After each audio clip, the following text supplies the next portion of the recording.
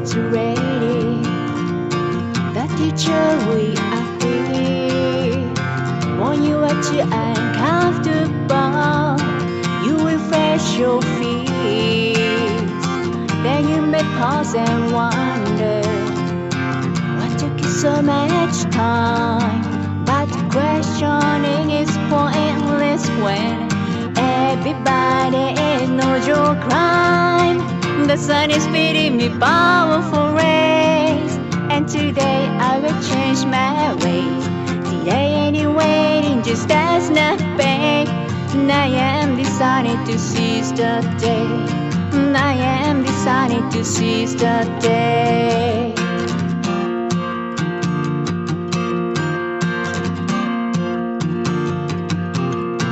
I'm so grateful that I have the chance to look over my lessons and change my circumstance. The greatest gift you receive is the chance to improve yourself.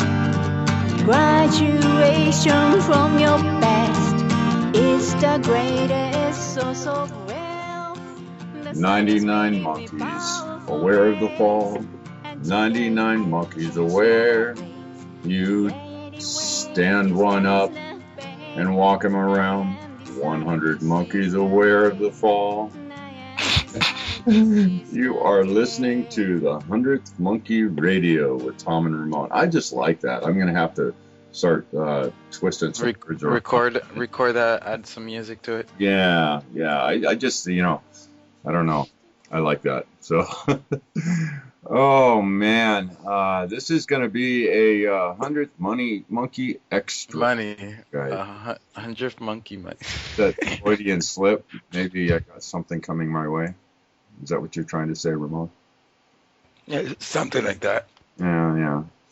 So, guys, there's, haven't been posting a lot of news or anything on the website, but there's a lot going on out there.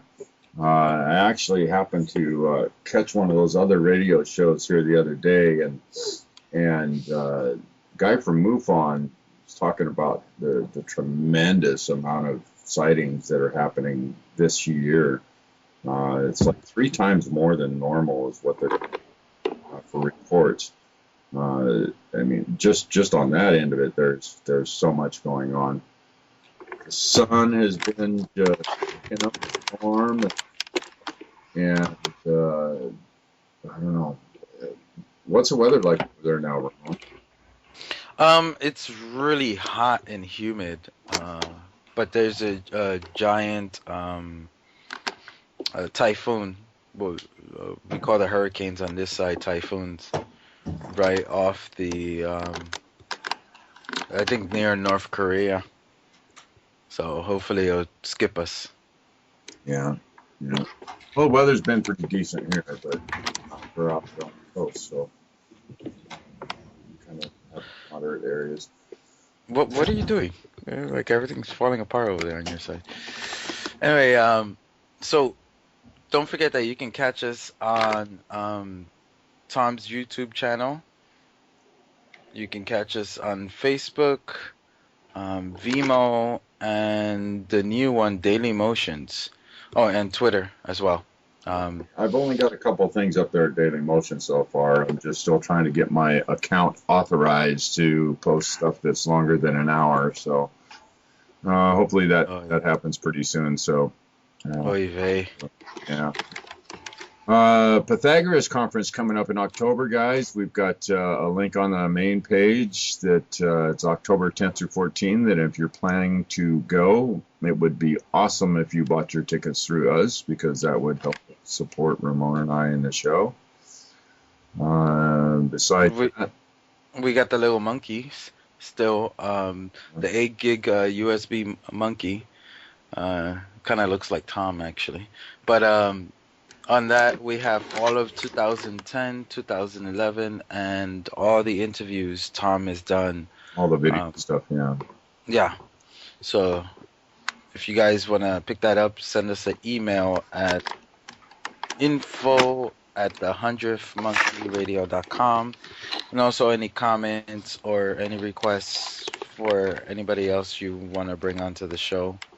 Yeah, absolutely. We want to hear your feedback, guys. So any experiences you've had, any insights you have, any people that you find out there that you just think are just absolutely amazing and you'd like to see more people hear about them or in their stories, let us know. We're always happy to take a look at new people. So anyway, yeah. So this is a bit of an extra for you guys for this week. We're going to try to start doing a few more of these and putting out at least 6 or 7 shows a month now, and just try to. I mean, everything else is ramping up. Might as well ramp up. So tonight we are delving back into the tech section here, and we're gonna take a look at some of the free energy stuff, or let's say supplemental energy stuff. We've got Daniel Nunez with us. Him and his wife, his co-inventor, Erica. They're just two regular people who became interested in very different approach to joining in the quest for global change. They both worked as bartenders in the Bronx while also working as a model, while Daniel also worked as a top model for a top modeling agency in New York City. Despite the late nights and early mornings, they found time to research renewable energy alternatives and different ways to construct them. They also began to watch documentaries on the Discovery Channel or History Channel and other informative sources of information. The Zeitgeist Movement, the Thrive Movement, the Occupy Movement, along with a few others, were all very inspiring confirmations for them. These revolutions showed them that the global desire for freedom is increasing, but few people are working to resolve the issues at hand. Erica and Daniel quickly became driven to further their research in order to create their own free energy device. They now wish to distribute their findings in hopes to promote electrical independence and create global health. Daniel, welcome to the 100th Monkey. Man, you guys have got some, I just love these people that are doing stuff in their garages and their homes and taking it upon themselves to do it. Thank you, Tom. Thank you, Ramon. Yeah, it's definitely been a work in progress. And have a little bit about yourself. Have you got any kind of educational background in electronics or anything like that? No, actually, most of the information that I learned was just research online, and there's a pretty good website, Practical Guide to Free Energy Devices, that there's one of the chapters in there that gets into components and how to wire certain circuits and things like that. So I learned a lot from them as well, but it was all self-schooling online. Mm. So what was there a one major event that might have said, oh, okay, I need to start doing something? Well, I guess really we started going to school. Both Erica and I were going to University of Phoenix online. I was taking green and sustainable resources while she was taking psychology. And I just knew that none of the alternatives made sense. Solar power is all reliant on the sun. Wind is, finite. Same thing with water, geothermal, and biomass, and all these things.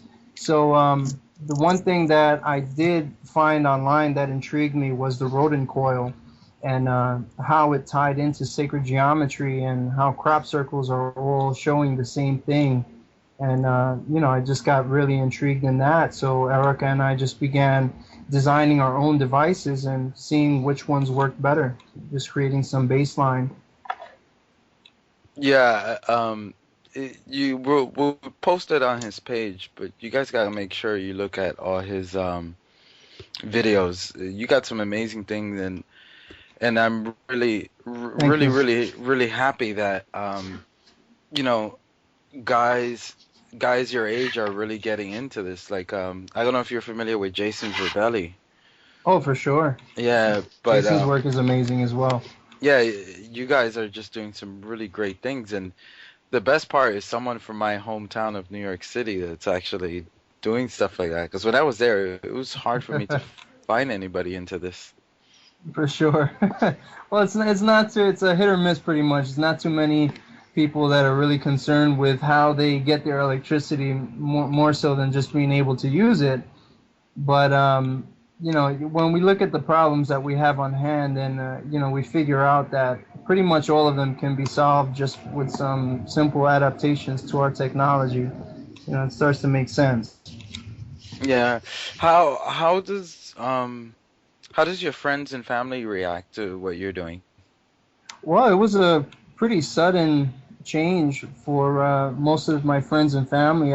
You know, it took a lot of time away from them as well. You know, just time dedicated to researching and building things from scratch. So, you know, they're very supportive, but at the same time, it was a pretty sudden change. It was just like, you know, priorities and different things just got in line. So yeah, we just became more and more technical as the years went on. So it's been like 4 years in the making now. Do you find that people are more open to this technologies, or are they still very close-minded to it? Well, I think that a lot of it has to do with peer review. It's you know, since it's so difficult to get things peer reviewed, and let alone just get it into the university and have someone, you know, willing to look at it. And so, you know, the peer review aspect of it, it hinders performance and development because, you know, people want to see professors get behind it and say, yeah, for sure, this is real, this is valid. But, you know, there are very few professors that are willing to even tackle something of this kind of magnitude. Have you had any success with anybody looking at it yet? Well, we've had a bunch of people look at our devices and, you know, a lot of raised eyebrows, but never really, you know, financial backing to say, okay, now we want to get this into a university or get peer review or, you know, anything to that degree because it's so questionable. You know, we have, you know, a coil that's on a 1-to-1 ratio where, you know, you have an input side and an output side that you're inputting 30 volts and you're getting out 600. It's never been seen before. So it doesn't matter what oscilloscope or, you know, what graph you use. What we're looking at is something new. It's something that creates magnetic monopoles. That's a monopole is something that doesn't exist in nature. So it's going to be pretty hard for a physicist to get their mind around that when, you know, you have them working in CERN, you know, spending a lot of money and a lot of energy to find monopoles when you could do it on the desktop. Explain monopole. I'm not familiar with that term. So a monopole, a magnetic monopole, is a one-way directional growth of magnetic energy. So basically, every magnet that exists is bipolar. It has north and south. Right. So a monopole magnet has either south or either north. And it just so happens that these coils produce either north or south poles. So it's somewhere along the line that the coil bends the axis and it traps only one pole. So essentially you could create, you know, a permanent magnet motor systems that, you know, you incorporate these coils and create an imbalance and you have thrust.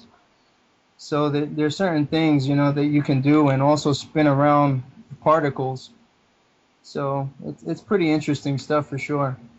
One of the questions Tom had asked me was when you're doing this, do you? I noticed you get more watts. Do you lose any amperage, or the amperage stays the same? Well, we've had videos that they show, you know, it's all dependent on frequency. So if you input, you know, from one kilohertz to the next, it's a big change. So what we're getting is more performance output. A lot of times the amperage on the output end can't even be measured because the meters are incapable of reading that kind of energy. Wow. So we get a 0 amp consumption coming from the source, but we're producing amperage on the output side. So We have a bunch of videos that are detailing those little phenomenon there, but it's you know, it's going to be a whole new market because new meters have to be created that can handle that type of output, you know, just to tackle the measurement aspect of it. So Wow. yeah, so it is a bit more complicated than what it seems. Yeah. So how many different um, different coils are you working on? Because I know you're working on more than just one. Well, currently right now we're working on building a showcase of about 12 coils. And what we're going to be doing with that is demonstrating different applications. So dedicating one to motor application, you dedicate one to a lighting application, and we're going to also check out this water structuring aspect of these coils, passing water through them and seeing if we can structure. You know, we have an ozone generator application where you have these coils creating ozone. So they're literally on a 30-volt input, you're ripping apart oxygen molecules and creating ozone, which is phenomenal because, you know, 30 volts shouldn't be creating ozone. That's only created somewhere between 7 to 30,000 volts. So what is it exactly that's happening to these molecules and the way the atoms are behaving that's acting so different? Well, if you have ozone production, that's an indication that you're either getting ultraviolet light, and the ultraviolet separates the two oxygen molecules, and then that one molecule binds to a pair that's complete, and it creates O3 instead of O2. And it lasts like that for about half an hour, so that's how you get ozone. Or, you know, so it's either that ultraviolet light, or you're creating 7,000 to 30,000 volts of electricity, and that's enough to also separate the O2 molecules. So it's interesting because we're not sure if it's you know, something like a light spectrum phenomena that's happening in the center, or it's just you know, we're getting super high voltage from 30 volts input. Yeah. One of the things I saw from Jason Verbelli's experiments is that the way the magnetic fields would behave differently. But do you remember, Tom? They would like shift to the side. They would act like a wave. Are you finding the same kind of phenomena with your coil? Well, I'm not sure if you mean by measuring it through green magnetic paper or something like that. Yeah. Well, when you measure with the green magnetic paper, what you see is a band that goes along the interior of the coil. So that's where the energy is focused, around the inner circumference of the coil. And the field that's actually generated in static electricity is something like 20 feet away from the coil. So you have a very massive electric field. And what size coil is this you're talking about now? So it's around an 8 to 9 inch coil, outside diameter. Oh wow, that's not big at all. That's not very big, no.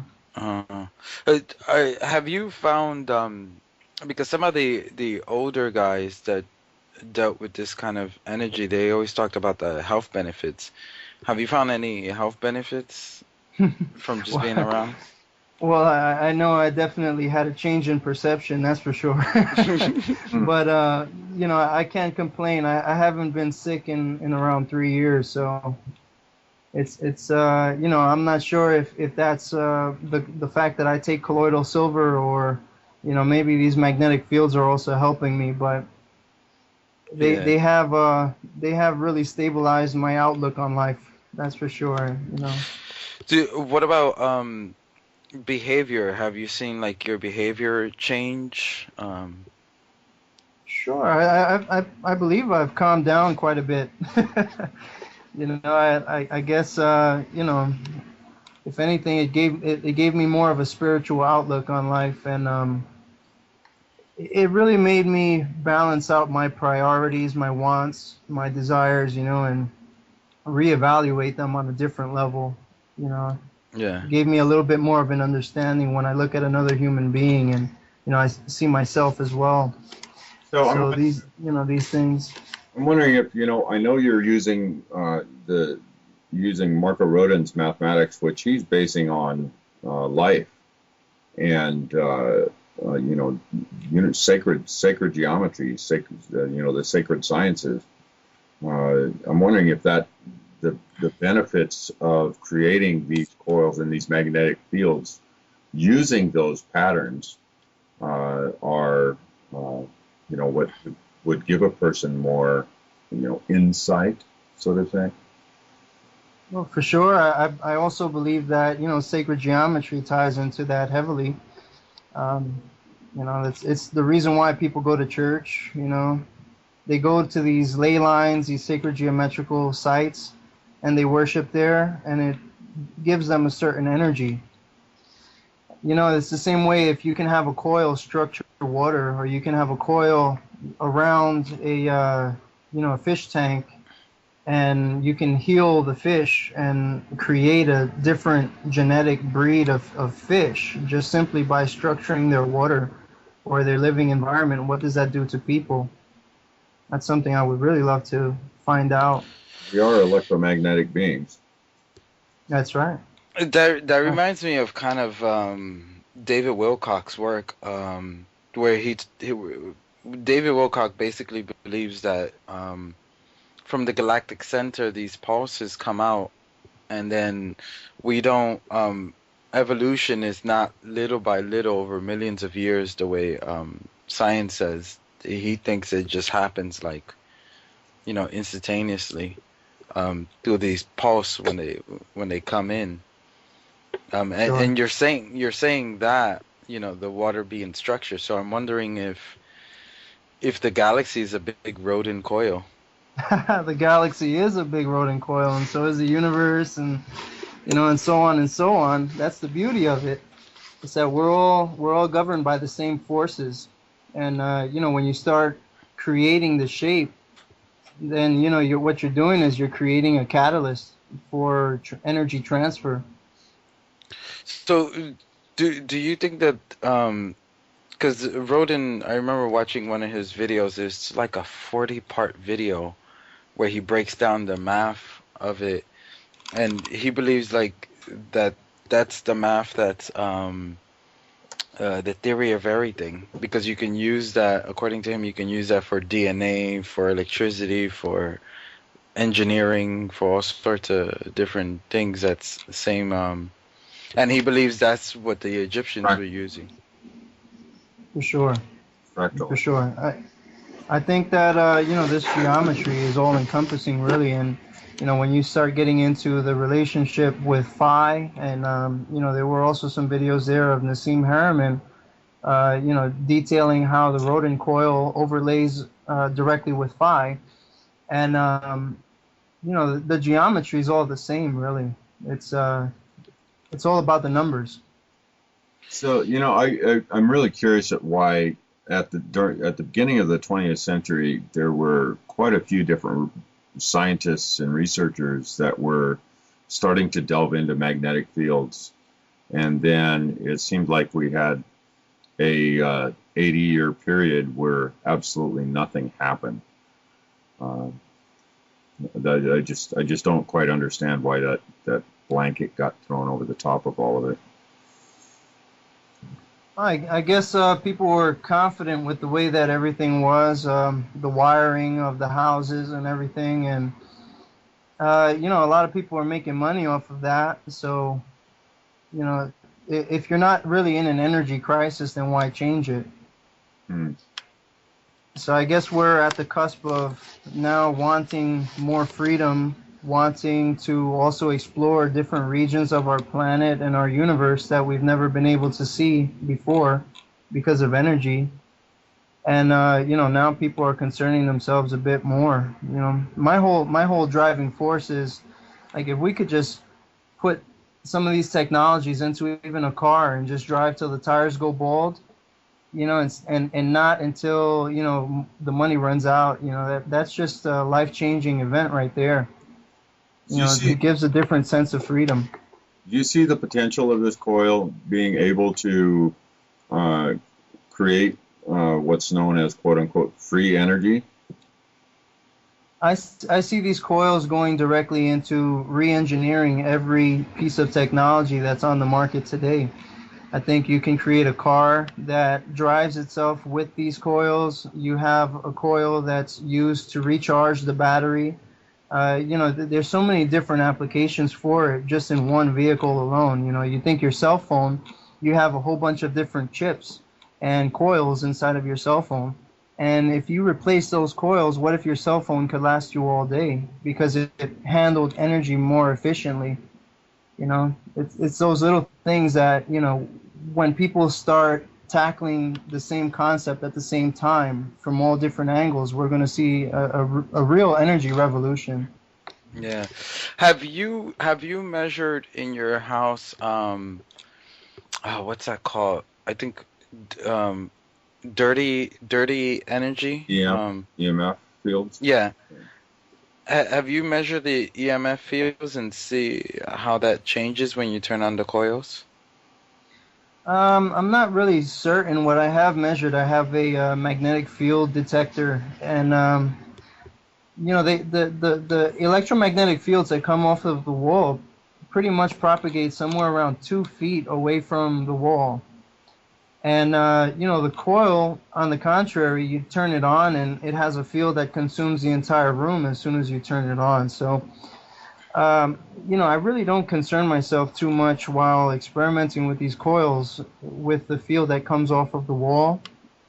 I try not to work too close to them, though, because if you're trying to get a true reading, you don't want to have any kind of field interaction. But no, I haven't really sensed very much from a difference of the wall. I think the coil energy is pretty much overpowering. Yeah, I'm just wondering if it's helping stabilize the dirty energies into more clean, better for the body kind of thing. Because I always hear how these coils are very once again, many people say they're very healthy.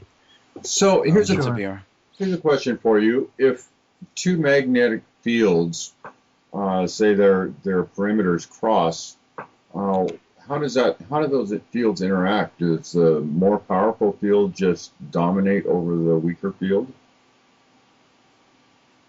Well, do a sort of a dance.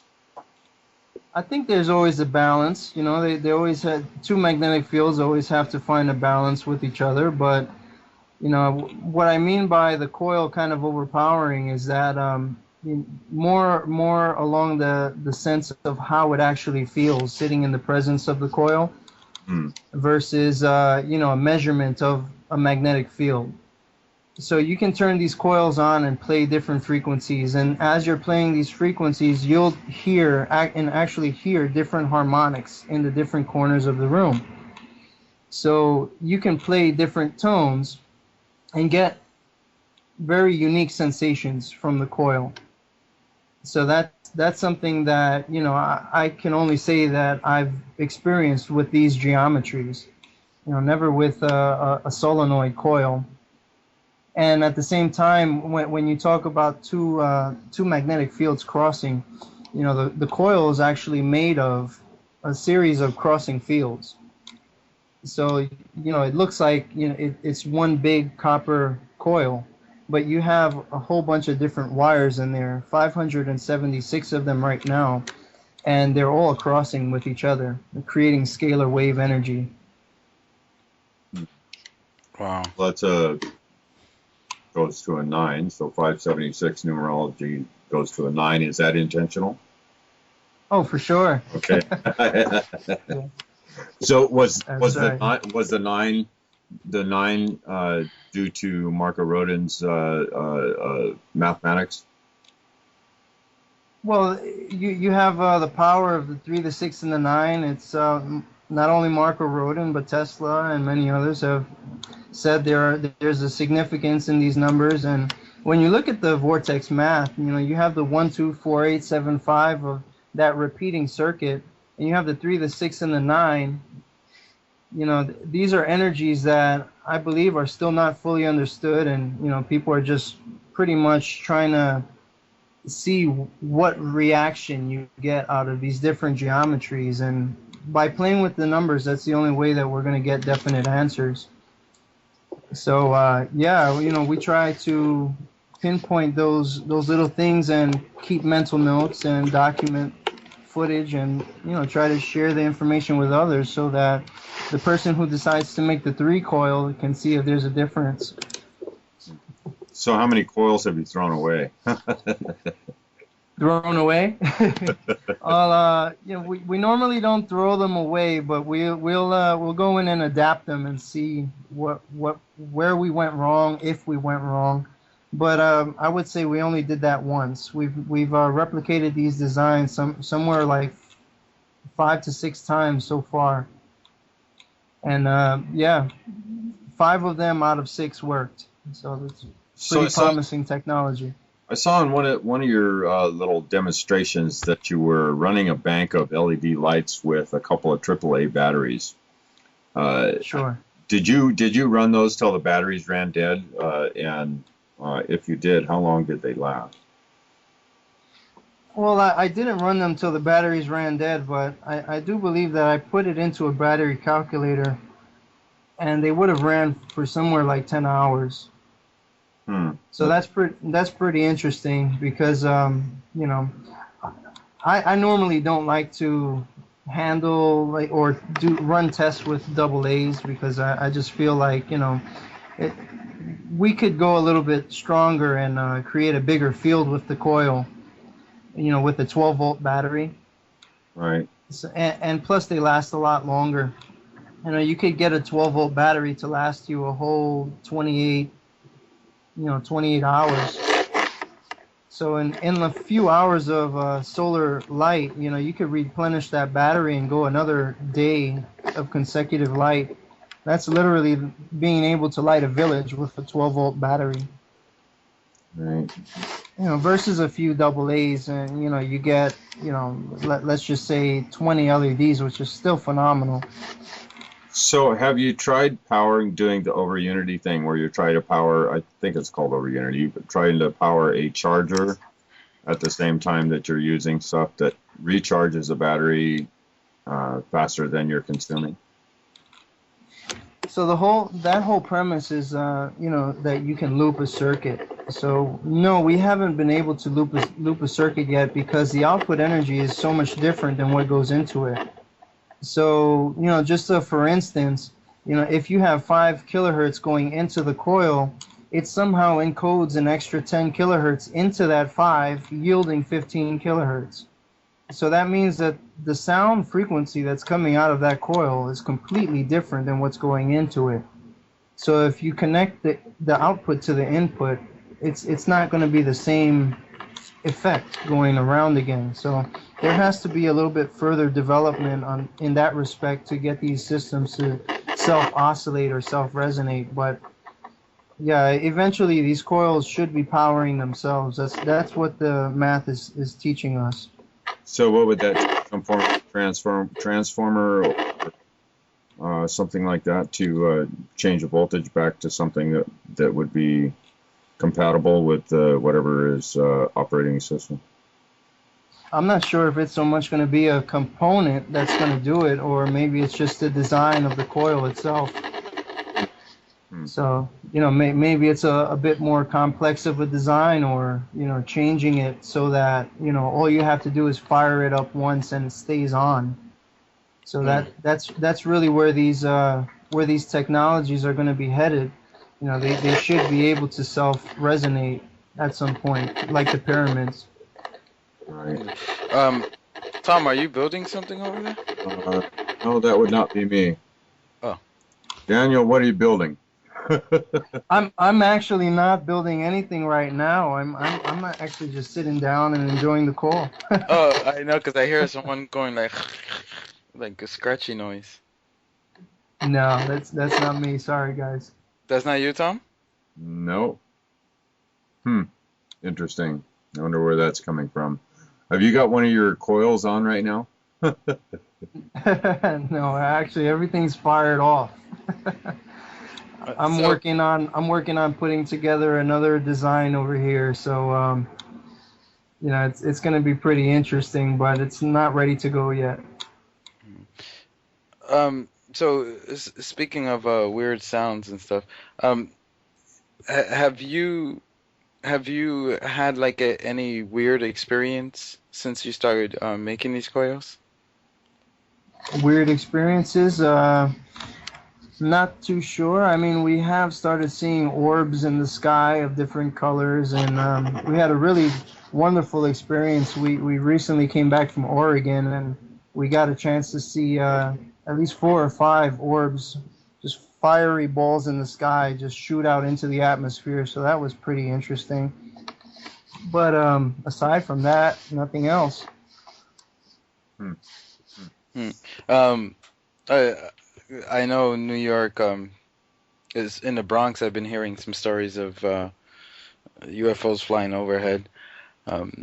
Just wondering if the technology that you've been making, they're like catching anybody's attention.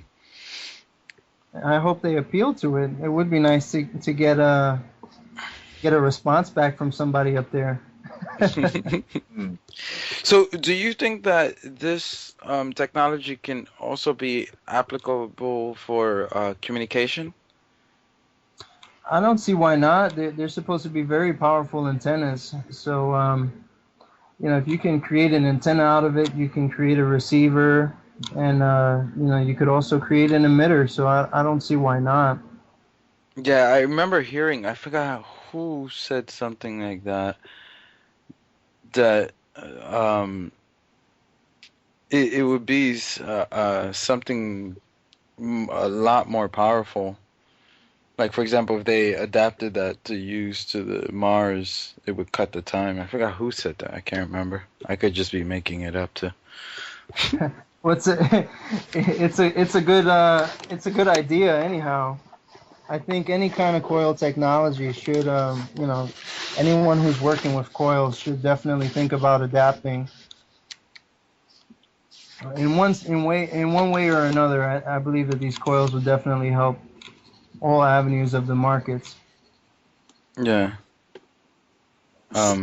So, what's initially what applications do you see that are going to be the first and the easiest to get off the ground?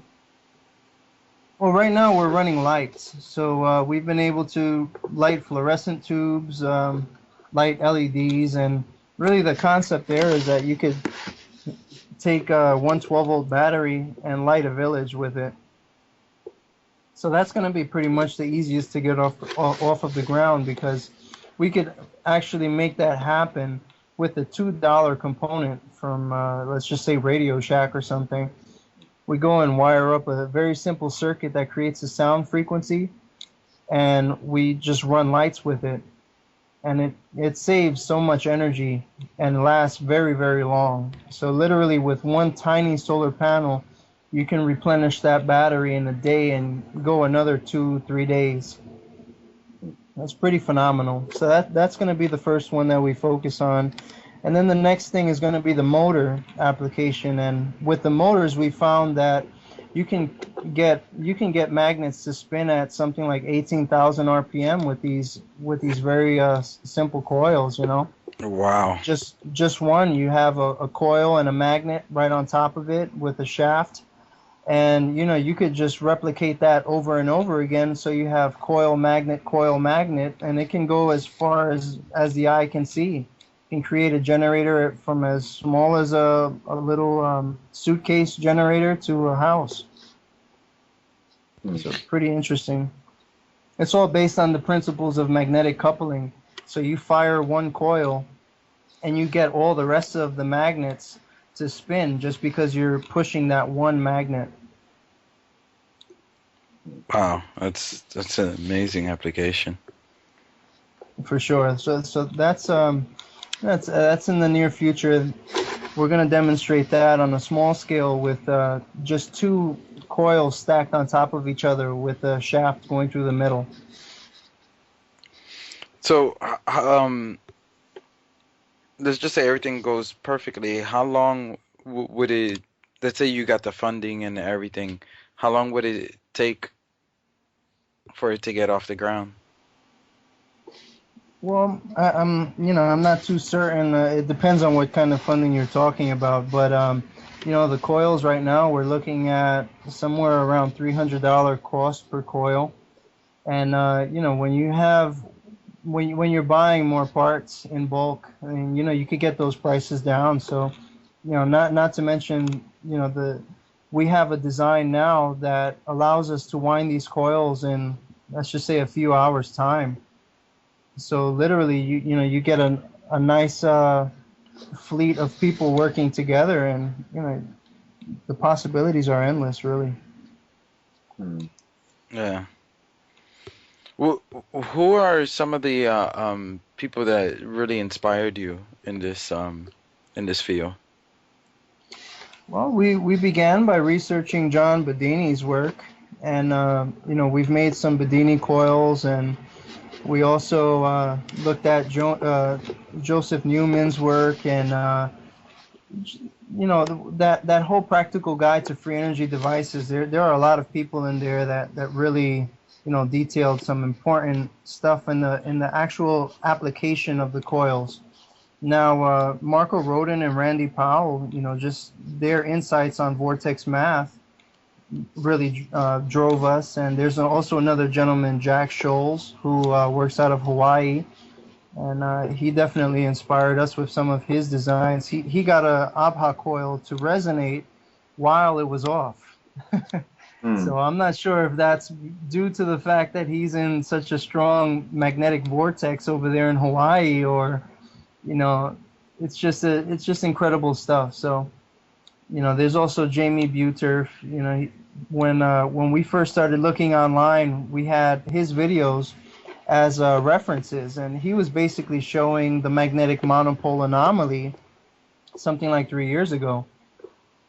So that was pretty significant to us. Then we went ahead and stuck a pair of scissors inside of a coil, popped it on a 120 volt output. The scissors went flying across the room, and they're still magnetized south to this day. Wow. Yeah, pretty interesting. So yeah, we had a lot of inspiration, and just the people just sharing information online, and a lot of it was open source collective knowledge, and the rest of it was just time and dedication on our part. So those scissors are magnetized south, so they're a monofold magnet already. Through the coil, it created a monofold magnet. Yes, and the scissors can be measured today, and they will only indicate south on the tip. And it doesn't matter where you touch the detector; it's only going to say south. Wow. Yeah, so it's like a living it's a living example of a monopole. Wow. So what would it take to create strong enough monofolds that you could? Oh, I see a wheel in my mind right now with monofold magnets. A wheel inside of the fixed monofold with one pole on the outside and the other pole on the inside, opposing each other and turning all by itself. Sure. Well, the magnetic fields are proportional to the input, of the coil. So if we blew a 120 volt, if you wanted to create technologies around these monopoles, you could essentially do that. If you're loading it with a 220, you can get some really good magnets out of that. So that definitely warrants some further research. If you're able to do that with a pair of scissors, there's no reason why you can't put some iron in there and magnetize it, or do the same thing with something like neodymium metal. Yeah, it seems like none of the technologies that you've been dealing with is like new. it seems like everything is pretty old, and it's only now that we're starting to rediscover a lot of these technologies. For sure. It's the inner workings of every fan and everything that exists. You know, you use it in your shaver, and you know, it's just the fact of the matter is that the solenoid coil, it wastes a lot of heat. It dissipates a lot of energy because the magnetic field is designed to waste heat. So these coils, they implode and focus their magnetic field in the center. So you need less energy to create the same strength of a field. So you know, basically what you're doing is you're creating more energy efficient devices that balance energy rather than dissipate and waste. So these coils don't get hot? No, they do not. You can run the lighting for your whole house, and the coil will remain cool to the touch. It's only when you pulse it as a speaker it starts to get a little bit warm. Yeah, I saw some of the applications Jason was doing when he was pulsing as a speaker, and it seems amazing. Sure, it's even more amazing when you're in the presence of it and you get to hear it, because it sounds like three-dimensional sound coming from inside of your brain. So depending on your positioning, you can change your head positioning from left to right, and you can hear different harmonics coming from different places. You know, we also stuck this coil in a tree, and we were able to resonate the tree to the core so that you can hear the sound in the extremities of the branches. Wow. So it's pretty interesting stuff when talking about the sound aspect. So, you know, when you get into that, you start thinking acoustical levitation.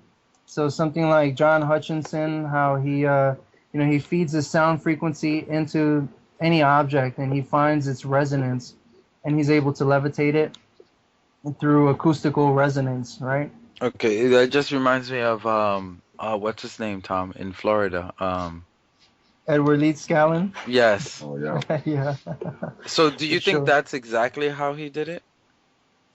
I'm not too sure. You know what? I'm not very sure. We also we were inspired by that when we found out about that coral castle.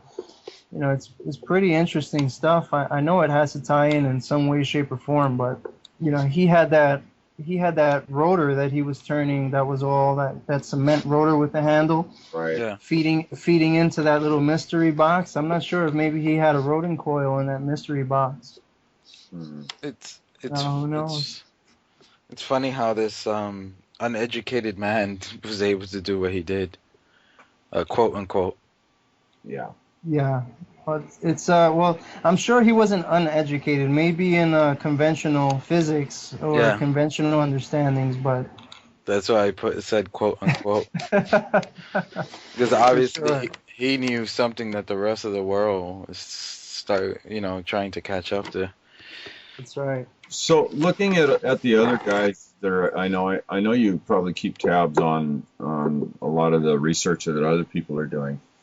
You see anybody out there that's getting close to that free energy device? Well, I'm not too certain about that. I haven't seen very many people, just openly giving out, technology or, I know of Professor John Searle. That SEG motor is pretty phenomenal, and seeing it in a working application it's amazing to see something like that functioning, and the whole principles that he uses are very new to conventional physics. So, that work once further developed, I would love to see maybe integrating some coils into what he's already doing and maybe creating an even better technology. But, I honestly don't see too many people, if not, something comes out and it's just really super expensive and it's like impossible for the average person to buy it or even have a desire to know about it a little bit more because it's too expensive. Yeah. So, Yeah. on the contrary, we're showing these coils and they're not very expensive at all. So. Have you tried running any like binaural beats through these coils? Of course, yeah, and you could see some really nice images when you do that and you measure it with an oscilloscope. You can see the third harmonic that's being developed in the coil, and you can also hear it and feel it. So it's pretty interesting. I'm a fan of binaural beats. I run it from my iPod, and train my brain usually while I'm working on the coils and stuff. I feel it's really relaxing. What kind of so do you feel that when running the binaural beats this way, the coils, have you seen like maybe your psychic perception rising since you started doing that? Not so much in a clear indicator, no, but it's different from using it in the headphone environment. You know, the headphone environment, you're isolating both of your hemispheres of your brain. You see, so you're listening to two different sounds, and it really forces that environment in your brain so that both of your hemispheres start working in unison.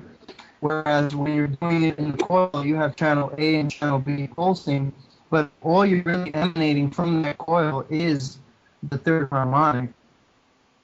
So by the time it hits your ears, you're listening to the same sound on both sides.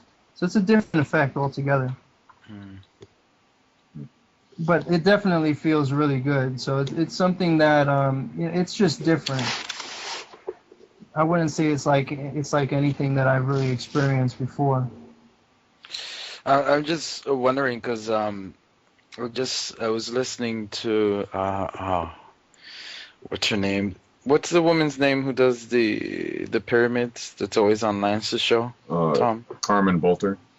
Yeah, Carmen Bolter was talking about how she would go to the pyramids and just have people sit in the sarcophagus for a minute and then measure.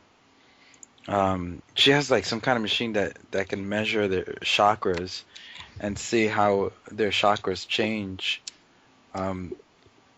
So to me, I think that it's a similar technology. Sure. Well, Jamie Buturf also did a case study where he measured people's chakra response with the 432 frequency. Yeah. And he was able to actually show a clear indication that people responded beneficially to that. And healing was also promoted, you know, just by having the 432 on in the environment. So it's pretty interesting stuff. So, where are you trying to promote this at? To I mean, are you submitting it to universities and et cetera, et cetera? Well, right now we're working on a few different aspects. So, you know, first and foremost, it's about getting some coils built and, you know, having a few different ones that are able to just be shipped out to different places. You know, so you have more people working on it and, you know, raising the collective consciousness in the same direction, you know, so that's the first and foremost. And then we're working on a Kickstarter campaign as well. So I'm doing that along with Randy Powell. And, you know, we're looking to start raising awareness and traveling with the coils and teaching people in the universities how to replicate the work and so on. So, you know, we're looking to tackle a few different things at the same time and see if we can get a movie and a book out, you know, just detailing this work and, you know, just allowing it to fully enter the public domain so that it's not just, you know, us over here working on these coils, but you have it as common knowledge. Right. I know you've pretty much been, I know you've been documenting and putting, you know, all this information out there. Are you planning on continuing to basically open source this all the way through? I would like to do it as fully as possible, you know, just to, you know, to allow it to be a collective consciousness, you know, understanding. You know, I don't think that this technology is anyone's to, you know, to claim. So I think that the teaching model is very important. You know, if we wish to fully integrate into all of our technologies, that's a a massive undertaking, Right. you know, and there's not one sole person who can complete that task. You know, it has to be all of us working together. Tom, I think we found our 100th monkey. There we go. There we go. So, we're coming to the top of the hour. I want to give you a chance where people could get in contact with you. You say you have a Kickstarter. Where It's people in the can... making, but our website is onestopenergies.com. And there, you know, we have some different resources for people to look at, some videos. There's also a little donations tab for anyone who would wish to support the cause. And, you know, I also have a contact us section in there so that anyone who wanted to reach out can feel free to do that. Are you going to be displaying these coils anywhere anytime soon, or are you still working on that? I'm looking at displaying them within the next month or so. Okay. Sure. Cool. So Great. I will definitely keep you posted in that regard and let you guys know when that's going to happen as well. Oh, Yeah, definitely let me know so I could tell my New York friends to go check it out. Thank you. Thank you. Okay, well, let's see. Bumper music you're going to be listening to here in a second is by one of our listeners who has some talent and asked if we would want to listen to some of their music. So we're going to listen to Seize the Day by Nature Airliner, and they're in Tokyo with you, Ramon?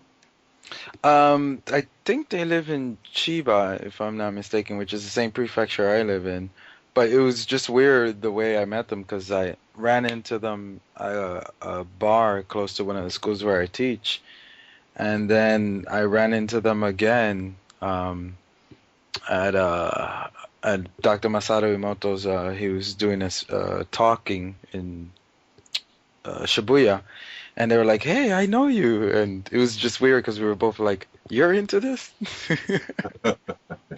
So that was nice. So she contacted me and she was like, "Oh, can you play our music?" So that's what you'll be listening to. Hope you enjoy it. And I'll put up their contact information. So if you like it, you can pick it up. All right. Well, condemnation without investigation is a height of ignorance. The love you deny is the pain you carry. And we'll continue this conversation with Daniel Nunez after the break. Oh, yeah, in case you're listening to on YouTube, it's www.the100thmonkeyradio.com. There we go. Adios.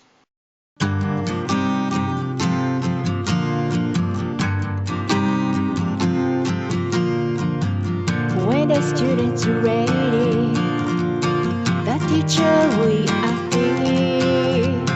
When you are too uncomfortable, you refresh your feet. Then you may pause and wonder, what took you so much time? But questioning is pointless when everybody knows your crime. The sun is feeding me powerful rays, and today I will change my ways. Delay any waiting just as nothing. I am decided to seize the day. I am decided to seize the day.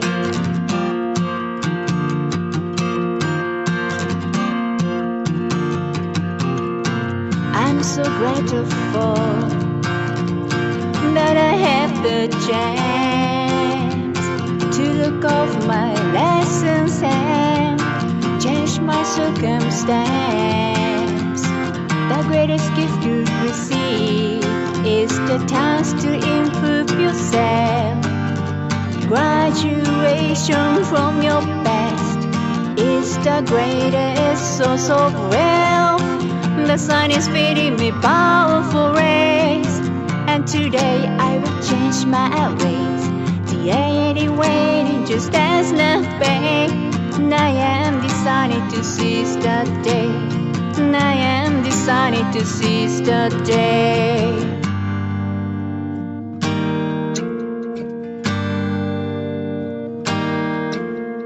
Thank you for blessing me giving me chances to grow. I will do my best, pass each test, until I find my way home. The sun is feeding me powerful rays, and today I will change my ways.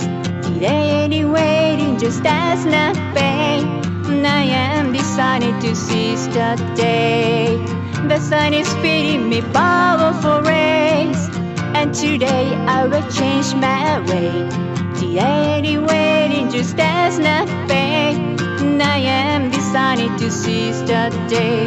Yes, I am decided to seize the day.